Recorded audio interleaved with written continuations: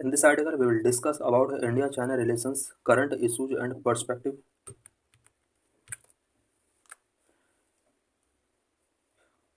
This topic is very important for means India and its neighborhood. India-China relation इससे related questions raise हो सकते हैं. Why in news?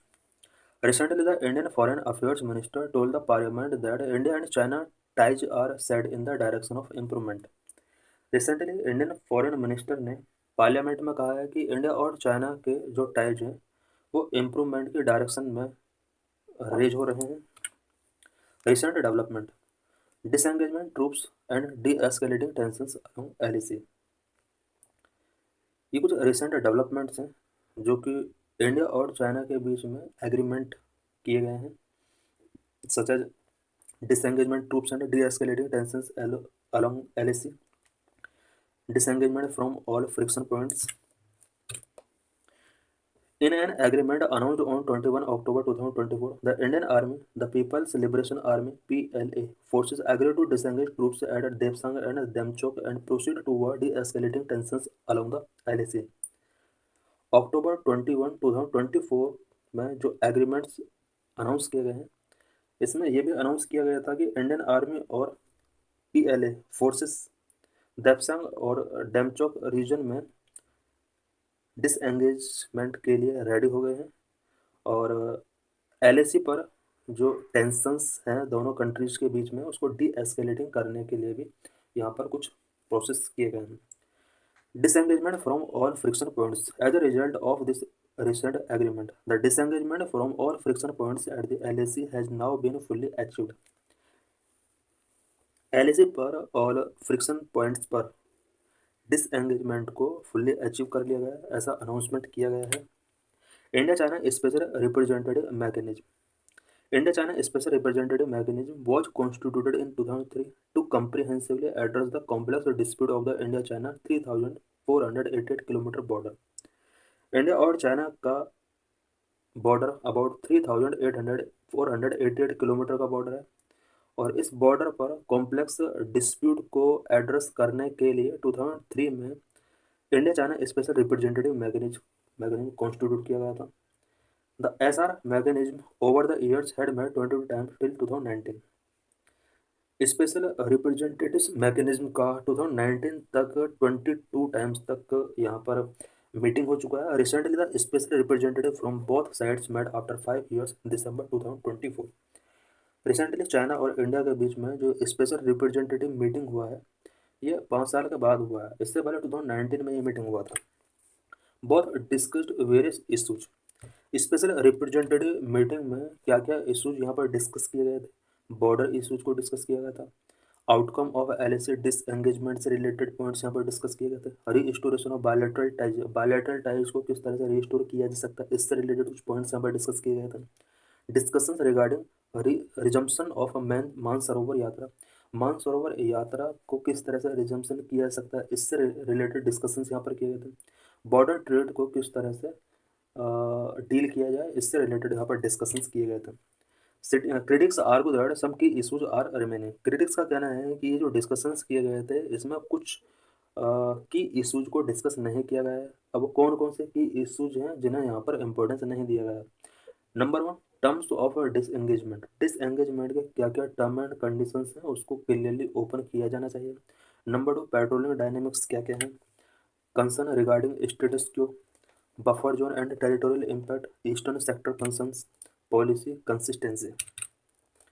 Terms of disengagement. There is no definitive information on terms of disengagement in Depsang and Demchok. Critics का कहना है कि देपसंग and देमचौक में जो डिसएंगेजमेंट ट्रीटी हुआ है उसका कोई डेफिनेटिव इन्फॉर्मेशन लोगों को नहीं मिला है. It is also uncertainly over India's troops resumed patrolling at traditional point Depsang plains Charding La CNN junction.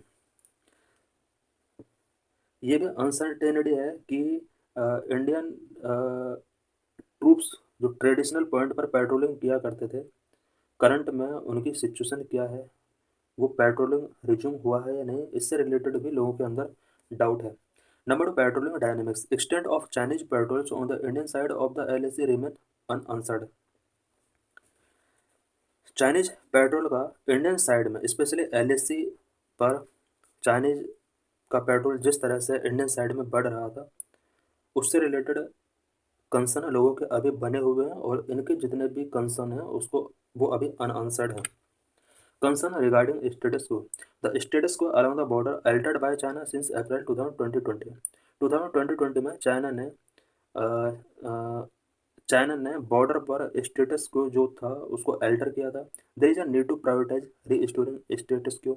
Various military expert indicate restricted access to traditional patrolling point. Various military expert का कहना है कि पेट्रोलिंग पॉइंट पर जो ट्रेडिशनल एक्सेस हुआ करता था Indian army का या इंडियन ट्रूप्स का, उसको कहीं ना कहीं रेस्ट्रिक्ट किया गया है और इससे रिलेटेड फुल इन्फॉर्मेशन लोगों को अभी नहीं मिल पा रही है। Buffer zone and territorial impact, creation of buffer zone has territorial implications for India. Number 5, eastern sector concern. Indian people का ईस्टर्न सेक्टर से रिलेटेड कुछ कंसर्न है। Report of Chinese patrol in Yangtse Arunachal Pradesh have not been addressed and discussed. Reports में ऐसा भी show किया गया था कि कुछ चाइनीज पेट्रोलिंग यांगसी, जो कि अरुणाचल प्रदेश के अंदर एक प्लेस है, वहाँ पर चाइनीज पेट्रोल्स काफ़ी इंक्रीज हुआ था। उस प्रॉब्लम को एड्रेस किया गया है या डिस्कस किया गया है या नहीं, इससे रिलेटेड लोगों के माइंड में बहुत सारे क्वेश्चंस हैं। Policy consistency, while the army reiterates the need for April 2020 status quo, but the MEA, Ministry of External Affairs, no longer mentions a restoration of status quo ante, which could risk China's grey zone advancement. China को grey zone में लाने के लिए India initiative ले रहा है, but Indian army का कहना है कि 2020 अप्रैल से जिस तरह से स्टेटस को चाइना के द्वारा चेंज किया गया है उसको रिस्टोर किया जाना चाहिए। और मिनिस्ट्री ऑफ एक्सटर्नल अफेयर्स ने इससे रिलेटेड ओपनली रिपोर्ट्स रिलीज नहीं की हैं और इससे रिलेटेड इन्फॉर्मेशन अदर कंट्रीज को नहीं मिल पाएगी, जिससे चाइना का ग्रे जोन में जाने के लिए जो एडवांसमेंट इनिशिएटिव्स होने चाहिए वो कहीं ना कहीं डिसरप्ट हो सकते हैं। Significance of stable relations with China, India और चाइना के रिलेशंस अगर स्टेबल होते हैं तो इसका क्या क्या सिग्निफिकेंस हो सकता है। नंबर 1, इन्हांस बॉर्डर स्टेबिलिटी, इससे बॉर्डर स्टेबिलिटी इन्हांस हो सकती है। इकोनॉमिक इंटरेस्ट के लिए बेनिफिशियल हो सकता है। एनर्जी सिक्योरिटी के लिए इंपॉर्टेंट हो सकता है। जियो पॉलिटिकल लिवरेज के लिए इंपॉर्टेंट हो सकता है। काउंटर बैलेंसिंग वेस्टर्न डोमिनेंस के लिए इंपॉर्टेंट हो सकता है। Enhanced border stability. De-escalation would prevent future clashes and allow resources to be diverted to developmental priorities. China और इंडिया की ट्रूप्स का अगर डी-एस्केलेशन होता है तो इससे फ्यूचर क्लैशेस को प्रिवेंट किया जा सकता है और रिसोर्सेज का बेटर तरीके से डेवलपमेंट प्रायोरिटीज़ के लिए डाइवर्जन किया जा सकता है। Number 2, economic interest. A stable relationship between India and China is crucial and China is India largest trading partner and third largest export market. India और चाइना के बीच स्टेबल रिलेशन बहुत ही important है बिकॉज चाइना इंडिया का एक largest trading partner है और largest third largest export market China India के लिए है। 2/3 of the India's total active pharma ingredients is sourced from China. About 66% active pharma ingredients India में चाइना से आते हैं। नंबर 3, एनर्जी सिक्योरिटी के लिए दोनों कंट्रीज का रिलेशन स्टेबल होना बहुत जरूरी है। Cooperation with China is necessary to receive about hydrological information of trans border rivers specially Brahmaputra to secure India hydro electric potential. India में हाइड्रो इलेक्ट्रिक पोटेंशियल को सिक्योर करने के लिए ट्रांस बॉर्डर रिवर का हाइड्रोलॉजिकल इंफॉर्मेशन चाइना से मिलना हमारे लिए बहुत जरूरी है। Both countries are major import of oil in Asia. Their cooperation would increase their bargaining power to avoid Asian premium. Both countries oil का एशिया में एक बिग इम्पोर्टर है और दोनों कंट्रीज का कॉपरेशन इसलिए बहुत इंपॉर्टेंट हो जाता है सो दैट बार्गेनिंग पावर को इंक्रीज किया सके और एशियन प्रीमियम को अवॉइड किया जा सके। China controls about 90% of global rare earth metals production.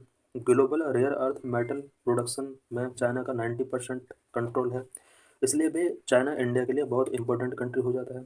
More than 80% of solar modules and cells are imported from China. They are crucial to emerging technologies, renewable energy and electric vehicles. India China से solar module and cells का import करता है और about 80% solar module and cells का import China से India करता है। Solar module and cells renewable energy and electric vehicles technologies के लिए एक इंपॉर्टेंट रोल प्ले करते हैं। Number 4, Jio political leverage for India nuclear suppliers group membership, China support is necessary. India अगर चाहता है कि न्यूक्लियर सप्लायर ग्रुप का मेंबरशिप इसको मिल जाए तो उसके लिए चाइना का सपोर्ट बहुत नेसेसरी है। Resolving dispute enhance India's credibility lead to its bid for permanent UNSC seat. अगर इंडिया का चाइना के साथ डिस्प्यूट रिजॉल्व हो जाता है तो इससे यूनाइटेड नेशंस सिक्योरिटी काउंसिल में परमानेंट सीट के लिए जो इंडिया का बिड है वो कहीं ना कहीं लीड हो सकता है। Number 5, counter balancing western dominance. Western dominance को काउंटर बैलेंस करने के लिए भी इंडिया एक इम्पोर्टेंट रोल प्ले कर सकता है। China and India can challenge western hegemony pushing for reforms in IMF, WTO and United Nations. Western hegemony को इंडिया और चाइना चैलेंज कर सकते हैं। IMF, WTO and United Nations के अंदर रिफॉर्म को दोनों कंट्रीब्यूट होकर पुशिंग कर सकते हैं। It could promote balance of power within Asia and can deter aggressive policies by west. Western countries के द्वारा जो एग्रेसिव पॉलिसीज टेकिंग की जाती हैं उसको डेटर करने के लिए दोनों कंट्रीज का कंट्रीब्यूशन बहुत ज़रूरी है। बैलेंस ऑफ पावर के लिए भी इंडिया और चाइना का यूनाइट होना बहुत ही ज़रूरी है। What is way forward? Strengthen diplomatic dialogue. India should prioritize continuous diplomatic dialogue with China to prevent future escalations and misunderstanding and to solidify the agreement reached. India और China को दोनों countries के लिए बहुत ज़रूरी होता है कि फ्यूचर एस्केलेशंस को प्रिवेंट करने के लिए कंटिन्यू डिप्लोमेटिक डायलॉग होते रहने चाहिए। Number 2, enhance border infrastructure and defence preparedness. India को border infrastructure and defence preparedness को इन्हांस करना चाहिए। India should increase investment to improve border infrastructure and logistics to support troop mobility and supply lines. Troop mobility and supply lines को support करने के लिए India को border infrastructure and logistics में improvement को इंक्रीज करना चाहिए। Number 3, transparency and consensus-based decisions. There is a need for greater transparency from the government and need to broad consensus with opposition on China policy. India के लिए बहुत ही important है कि government के जो भी डिसीजंस हैं इंडिया चाइना बॉर्डर से रिलेटेड उनमें ट्रांसपेरेंसी होना चाहिए और उससे रिलेटेड कुछ सजेशंस ओपोजिशन के साथ भी कॉन्सेंसस उसे करना चाहिए। Number 4, respect a consistent position. India's consistent position is that the maintenance of peace and tranquility on border areas is a prerequisite for the development of our ties, which needs to be conveyed with China. India का कहना है कि अगर India China ties को maintain करके रखना है, develop करना है, तो उसके लिए प्री रिक्विसाइड जो है वो बॉर्डर पर पीस एंड ट्रांसक्विलिटी मेंटेन होना बहुत जरूरी है। While challenges persist due to China's assertive policies, strategies, preparedness is crucial for securing India's interest and ensuring regional balance in Asia. India के लिए चाइना के द्वारा क्रिएट किए गए वेरियस चैलेंजेस परसिस्ट हैं। चाइना अभी भी असर्टिव पॉलिसीज टेकिंग कर रहा है इंडिया के अगेंस्ट एंड इंडिया के लिए बहुत इंपॉर्टेंट हो जाता है कि स्ट्रेटेजिक प्रिपेयर्डनेस इंडिया के लिए बहुत इंपॉर्टेंट है सो दैट इंडिया अपने इंटरेस्ट को सिक्योर कर सके और एशिया में अपने आप को बैलेंस कर सके। 2017 में ये क्वेश्चन इंडिया चाइना रिलेशन से रिलेटेड पूछा गया था। China is using the economic relation and positive trade surplus a tool to develop potential military power status in Asia. In the light of this statement discuss its impact on India as its neighbour.